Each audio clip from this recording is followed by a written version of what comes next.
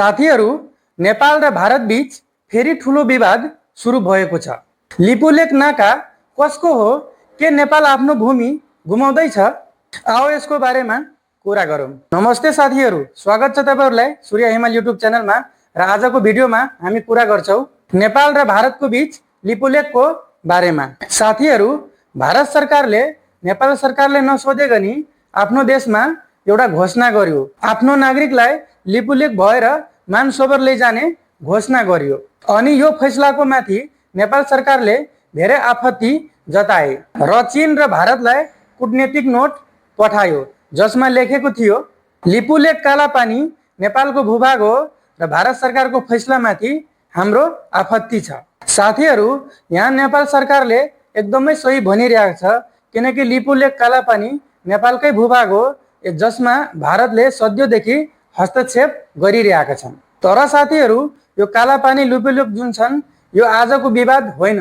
यो हाम्रो राजा महाराजादेखि सुगौली सन्धिदेखि नै यो विवाद भारत र नेपालको बीचमा अहिलेसम्म चलिरहेछ। जब नेपाल सरकारले वार्तालापको लागि भन्छ भारतलाई, त भारत यसमा पछि हट्ने गर्छन् र कहिले पनि अगाडि आएर टेबलमा बसेर फेस टु फेस कुरा गर्दैन। त्यही भएर यो मुद्दा अहिलेसम्म त्यस्ताको त्यस्तै छ। अब समय आइसक्यो साथीहरू, नेपाल सरकारले पनि यसमा ठुलो स्ट्यान्ड लिनुपर्छ र भारतलाई कूटनीतिक तरिकाले यसमा बोलाएर यो मुद्दालाई सल्भ गर्नुपर्छ। साथीहरू, अहिले भारतले कैलाश मानसरोवर जानको लागि लिपुलेकको नाका प्रयोग गरिरहेको छ। लिपुलेक नाका नेपाल र भारत चीनको सिमानामा पर्ने एउटा रणनीतिक स्थान हो।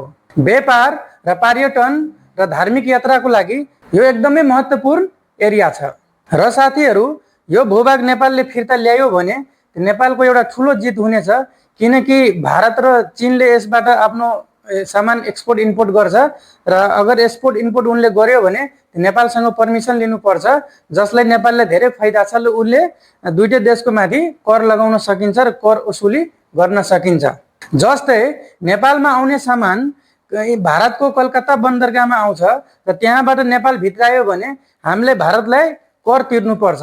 त्यस्तै हामीले पनि भारत चीनको व्यापार भयो भने लिपुलेकबाट नेपाल सरकारले पनि त्यसमा कर लगाउनु पर्छ।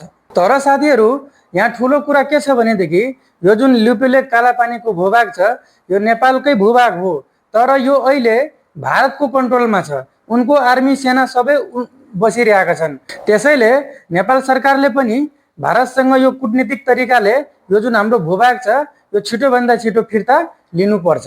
साथीहरू, नेपालले भन्छ भारतले हाम्रो अनुमति बिना सडक बनायो, तर भारतको भनाइ छ यो पुरानो मार्ग हो र हाम्रो अधिकार हो। यसले अहिले कूटनीतिक तनाव बढेको छ र नेपालका धेरै नागरिकहरू धेरै आक्रोश देखिन्छ र उहाँहरूको भनाइ छ सरकारले यसमा ठुलो कदम उठाउनु पर्छ र हाम्रो भूमि जोगाउनु पर्छ। यदि यो समस्या सही भएन भने नेपाल र भारतको सम्बन्ध बिग्रन सक्छ, व्यापारमा असर पर्न सक्छ र राजनीतिमा सङ्कट आउन सक्छ। तर वार्ता र कूटनीतिक नै समाधानको बाटो हो। तर भारतले कूटनीतिकको टेबलमा कहिले पनि आउँदैन। यो एउटा ठुलो विषय हो।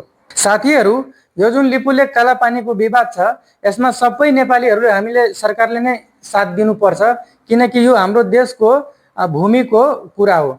त्यसैले सरकारको जे जस्तो विरोध होला आफ्नो मतभेद भित्र राख्नु होला, तर लिपुलेक कालापानीको सबैले सरकारले सपोर्ट गर्नु र उसले पनि, ताकि एउटा राम्रो कदम अगाडि चाल्छ र केही न केही राम्रो रिजल्ट लिएर आउँछ।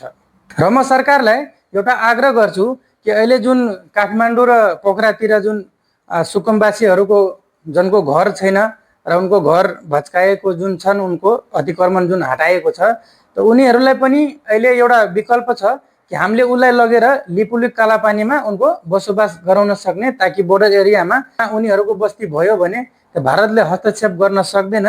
यो पनि एउटा कूटनीतिक हुन सक्छ। यसमा अलिकति विचार गर्नुहोला।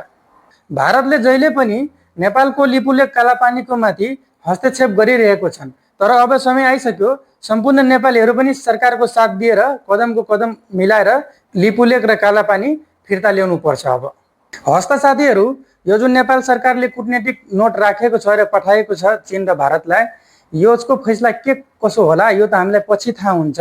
र तपाईँहरूको विचारमा के छ, यो जुन पुरानो दलको सदियोदेखि यो जुन मुद्दालाई एउटा झुन्ड्याएर राखेको छ, यो मुद्दामाथि कहिले पनि बोलेको छैन पुराना दलको नेताहरू, र अब हाम्रो फाइनली नयाँ सरकार आइसक्यो, यो हाम्रो नयाँ सरकारले यसमा राम्रोसँग वार्तालाप गरेर यो भूमि फिर्ता ल्याउँछ कि ल्याउँदैन, तपाईँहरू आफ्नो ओपिनियन कमेन्टमा राख्नु होला। हस् त साथीहरू, यो भिडियोलाई लाइक शेयर कमेन्ट गरिदिनु होला र अन्य साथीहरूलाई पनि शेयर गरिदिनु होला, अवेरनेस फैलाउनु। र युट्युबमा हेर्दै हुनुहुन्छ भने सब्सक्राइब गर्नु होला र फेसबुकमा हेर्दै हुनुहुन्छ भने फलो गर्नु होला। हस् त साथीहरू, आजले यति हो, भेटौँला भोलि कुनै राम्रो भिडियोमा, तबसम्मको लागि जय नेपाल।